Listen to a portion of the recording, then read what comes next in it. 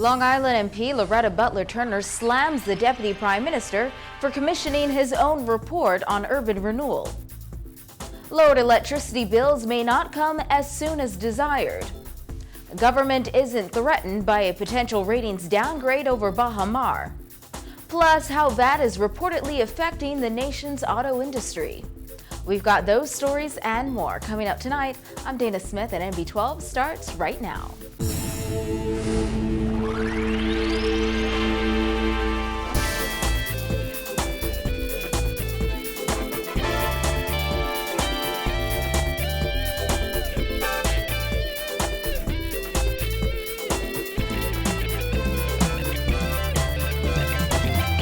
Topping news tonight, Auditor General Terrence Bastian says he stands by his controversial report on government's small home repairs program, despite scathing criticisms by Deputy Prime Minister Philip Davis.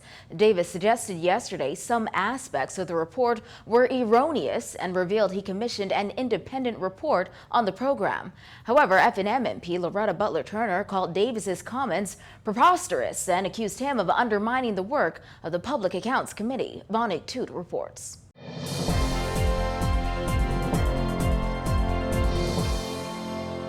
Long Island MP Loretta Butler Turner says it is an insult to the integrity of the Auditor General's office for the Deputy Prime Minister to question its report on government's small home repairs program and waste taxpayers' money to have an independent report completed.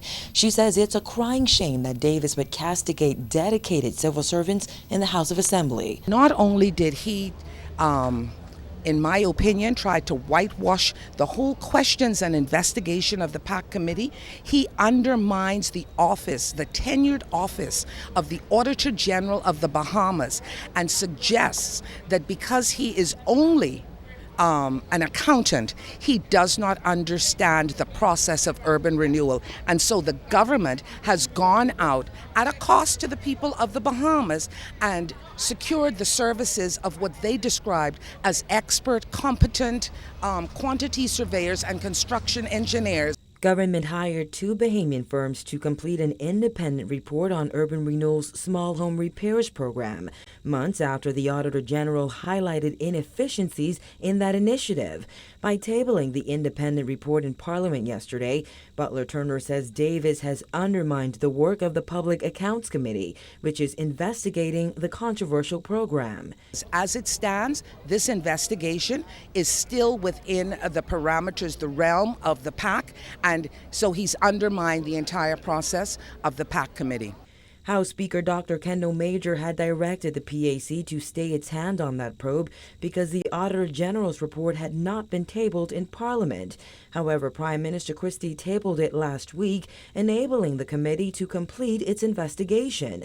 However, on Wednesday, Davis said he thought it was prudent to have the Auditor General's statements tested by experts in the construction field instead of accountants. Butler Turner said that is wrong and should be rejected by Bahamians. So not only is he speaking poorly of the Auditor General, but speaking poorly about the general civil service servants that work in these ministries. I say it is a crying shame that the Deputy Prime Minister of the Bahamas should come into the House of Assembly and castigate and denigrate the workers. The Auditor General's report, which was obtained by the Nassau Guardian in April, revealed that 11 contractors were paid $171,000 for work that was not completed or never done. The Deputy Prime Minister said yesterday several aspects of that report are erroneous. However, Auditor General Terrence Bastian insisted today he and his team have no reason to change their findings, insisting they still consider them to be the facts that were found when that audit was completed. Reporting for NB12, I'm Vonik Toot. Amid the signing of a transitional agreement between the Bahamas Electricity Corporation and Power Secure, Deputy Prime Minister Philip Davis noted that government is still aiming at its 40% power cost reduction target.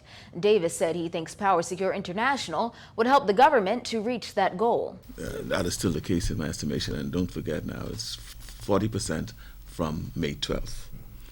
Our baseline is started May 12th from May 2012. In May 2012, when we assumed office, power, the cost of electricity to the consumer was in the neighborhood of 42 cents per kilowatt hour. We expect that we should be somewhere south of 30 cents. That's what we're expecting. They'll be able to tell me whether they'll be able to deliver that once they would have completed all of their due diligence. But they assured me that with the proper efficiencies, fuel purchase, and etc., that they may be able to meet our expectations. However, with PowerSecure's business plans for BEC yet to develop, the company's Chief Revenue Officer, Ronnie Brainin, told Guardian Business yesterday that the government's target is theoretically reasonable, but may not come as swiftly as desired by BEC's business and residential clients. Brainin said comprehensively from a high level, the standards that the Deputy Prime Minister has set forth are achievable. However, we're not ready to become fixed on one option. We're looking at several options in order to accomplish that. Davis noted the government had conducted fruitful talks with financial institutions in relation to rate reduction bonds he viewed as essential to the successful revitalization of BC. The auto industry in the Bahamas has taken a big hit since the introduction of value-added tax. That's according to the general manager of one of the industry's leaders. Ben Albury told MB12 today that with more people not qualifying for new car purchases and other high-duty rates coupled with VAT, auto dealers are now walking on thin ice. Kyle Joaquin reports. Who knows? I mean, right now a lot of us are treading water, just trying to stay open, trying to continue to offer the service that we do, It's the sad state the car dealership industry in the Bahamas is in, dealing with an already depressed market now burdened with an additional 7.5% from value-added tax. The industry for the first 6 months of the year has seen a noticeable decrease of 31% in sales. In some cases, Albury believes it may be where people just aren't placing buying a new car as high on their list of priorities anymore. And with others, the additional 15% on cars may just be a bit much on the already pricey vehicles. The market itself has been down almost 31% year to date over last year. Last year was already a poor year. We were way down already from pre-recession levels. So I think that we're seeing a big restriction in the market. A lot of dealers are looking at ways that we can market our vehicles to be more attractive, to offer incentives, and to work with the banks in order to ensure people can obtain the financing in order to purchase them. What makes it harder for car dealers, according to Albury, is that there's a ceiling as to how high they can take their prices, even after VAT is added. Then there's the fact that fewer people are now qualifying for car loans.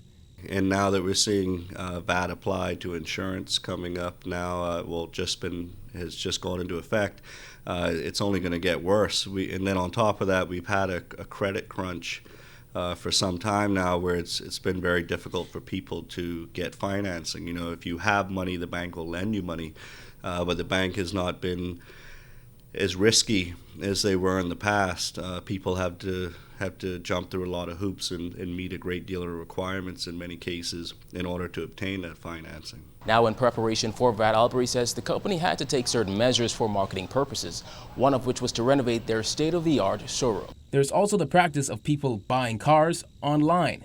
And with government recently placing a ban on wrecked cars and vehicles over 10 years old, dealers are still waiting to see the effect it'll have on the industry. However, he says car buyers would find that in the long run it's better to buy a car off the lot.